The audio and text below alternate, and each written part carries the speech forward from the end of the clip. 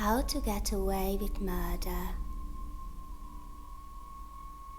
I have decided to kill my wife. We've been together for a long time, but I can't stand her anymore. We started dating in high school, and our relationship was always stormy, but ever since we got married, it has gone from bad to worse. We fight all the time. Last week, it got particularly violent. She left some scratches on my cheek. That was my last straw. I decided then and there that I would have to kill her.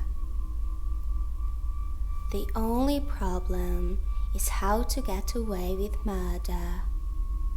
These days, the police are very smart and thorough.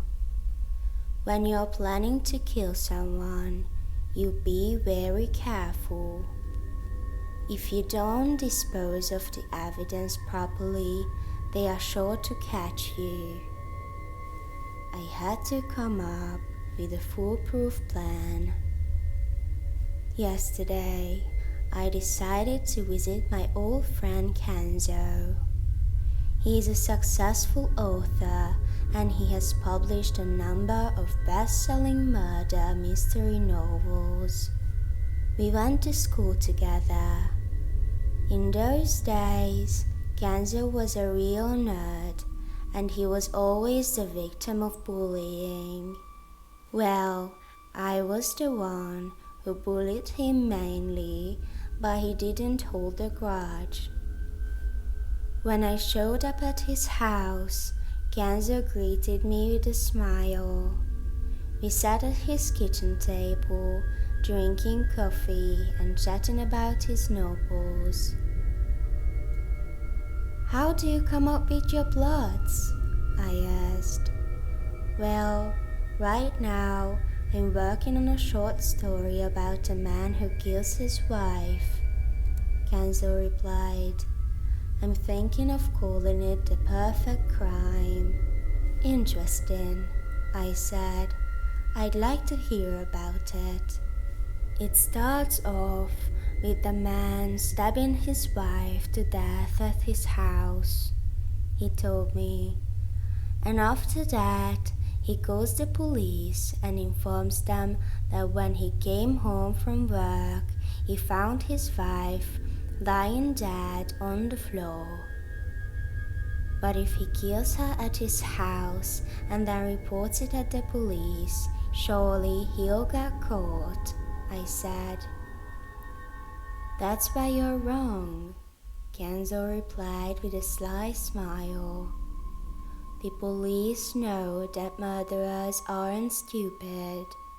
The first thing they would expect a murderer to do is flee the scene of the crime. By being the first person to discover the body and staying around to call the police, the man is actually diverting suspicion away from himself."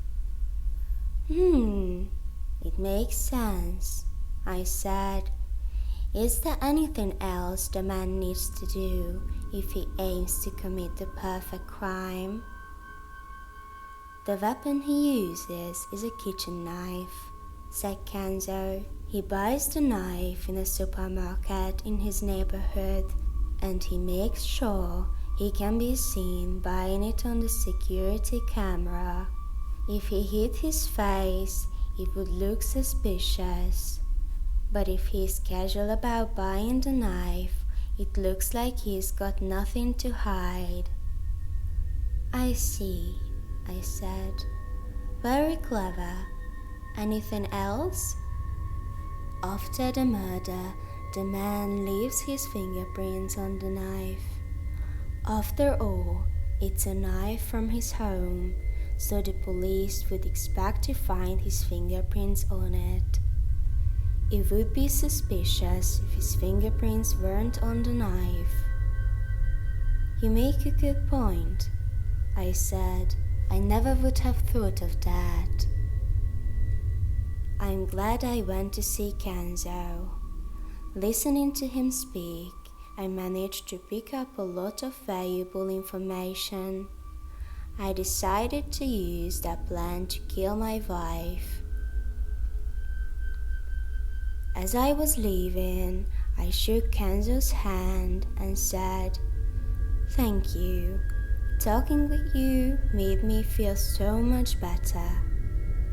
Kenzo smiled. "It was nothing," he said. "All I did was tell you the plot of my detective story."